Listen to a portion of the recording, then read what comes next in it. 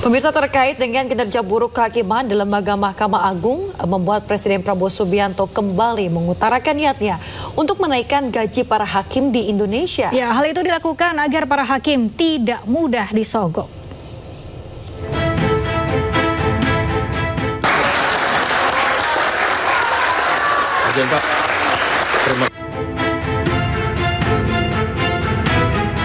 Presiden Prabowo Subianto mengutarakan kembali niatnya untuk menaikkan gaji hakim di Indonesia. Menurut Prabowo, kenaikan gaji agar para hakim tidak mudah disogok, sehingga hukum bisa lebih ditegakkan dengan baik.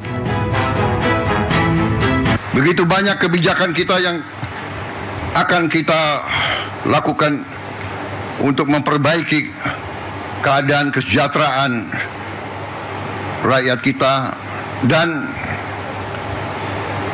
ASN kita dan guru-guru kita, pejabat-pejabat kita semuanya. Saya sedang merencanakan juga bagaimana menaikkan gaji para hakim kita, agar hakim kita nanti tidak bisa disogok, tidak bisa dibeli, sehingga hukum dilaksanakan dan ditegakkan dengan baik. Prabowo juga pernah menyampaikan rencana menaikkan gaji hakim pada April lalu, yakni saat ia geram menyaksikan sejumlah hakim ditangkap penyidik Kejaksaan Agung lantaran ketahuan menerima suap. Prabowo menyebut akan memerintahkan Menteri Keuangan dan Menteri Sekretaris Negara untuk mendiskusikan hal ini. Sebelumnya, beberapa hari sebelum purna tugas, Presiden ke-7 Republik Indonesia Joko Widodo telah menaikkan gaji hakim hampir 2 kali lipat pada Oktober 2024.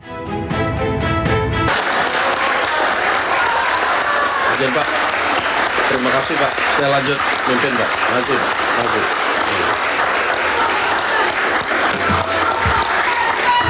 Keputusan ini dibuat usai para hakim mengadukan nasibnya ke DPR dan Komisi Yudisial. Berdasarkan peraturan pemerintah nomor 44 tahun 2024 tentang hak keuangan dan fasilitas hakim yang berada di bawah Mahkamah Agung, gaji pokok hakim ditentukan berdasarkan masa kerja dan golongan. Gaji pokok terendah senilai Rp2.085.700 dan tertinggi dengan masa kerja 32 tahun Rp6.373.200 per bulan. Selain gaji pokok, hakim juga mendapatkan tunjangan yang besarannya berdasarkan tingkatan jabatan, yakni mulai dari Rp11.900.000 hingga Rp56 juta per bulan. Tim Liputan iNews melaporkan. Kejaksaan Agung menetapkan advokat Arianto Bakri, Marcella Santoso, serta Head of Social Security and License Wilmar Group, Muhammad Syafi'i sebagai tersangka tindak pidana pencucian uang dalam kasus suap hakim CPO. Penetapan tersangka dilakukan usai gelar perkara dan penilaian penyidik atas aset tersangka. Nah, dari 8 tersangka itu ada 3 tersangka yang oleh penyidik ditetapkan juga menjadi tersangka dalam perkara tindak pidana pencucian uang. Nah, itu yang pertama ada AR, ya, itu dengan penetapan nomor 8 tahun 2025, ada MSY dengan penetapan nomor 9 tahun 2025, dan kedua tersangka ini ditetapkan menjadi tersangka dalam tindak pidana pencucian uang sejak tanggal 17 April 2025. Sedangkan untuk yang ketiga yaitu MS ditetapkan juga sebagai tersangka dalam TPPU dengan penetapan nomor 10 tahun 2025 tertanggal 23 April 2025. Tentu alasan penetapan tersangka dalam perkara TPPU untuk ketiga orang ini, di mana setelah penyidik melihat ada persesuaian atau fakta ya antara perbuatan atau dugaan tindak pidana yang dilakukan oleh para tersangka ini berkaitan atau dikaitkan dengan aset ya atau kepemilikan terhadap aset-aset yang dimiliki oleh para tersangka. Jadi ada nexus di situ yang oleh penyidik dilihat ada keterkaitannya, maka ditetapkanlah sebagai tersangka. Pemirsa, Bareskrim Polri mengungkap 2 kasus penyelewengan LPG bersubsidi. 1 tersangka ditangkap di Karawang, Jawa Barat. Sementara dari TKP Semarang, Jawa Tengah, polisi mengamankan 3 tersangka. Terbongkarnya kasus ini berawal dari informasi masyarakat sekitar terkait kelangkaan tabung gas melon di daerah dekat gudang penyimpanan. Polisi pun langsung bergerak. Diketahui modus para tersangka, yakni menyuntikkan gas LPG bersubsidi atau gas melon ke dalam tabung-tabung gas LPG non-subsidi. Nilai subsidi gas LPG yang diselewengkan dari kedua TKP mencapai 5,6 miliar rupiah. Yang TKP Karawang,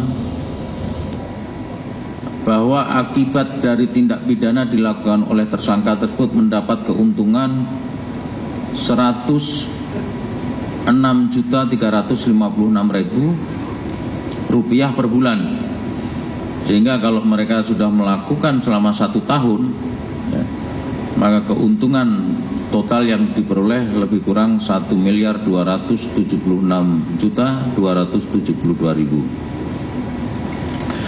Sementara yang di TKP Semarang, Jawa Tengah, nomor LP adalah 46, total gas yang telah disuntik sejak melakukan perbuatan adalah sejumlah 155.634 tabung, dan subsidi yang diberikan oleh pemerintah adalah 36.000. Benar Pak ya? 36.000 ya. Sehingga negara telah kehilangan subsidi LPG sebesar 5.602.824.000. Nah, ini bukan keuntungan yang mereka peroleh, tapi kalkulasi kehilangan barang subsidi yang harusnya diterima oleh masyarakat, namun demikian ini tidak tepat sasaran. Masih lain pemirsa, sidang lanjutan kasus suap vonis bebas Gregorius Nonratado yang menyeret mantan pejabat Mahkamah Agung Zaraf Rikar diwarnai perdebatan tajam. Ya, tim penasihat hukum dan ahli dari Jaksa Penuntut Umum berdebat soal barang bukti uang tunai yang berjumlah nyaris 1 triliun rupiah.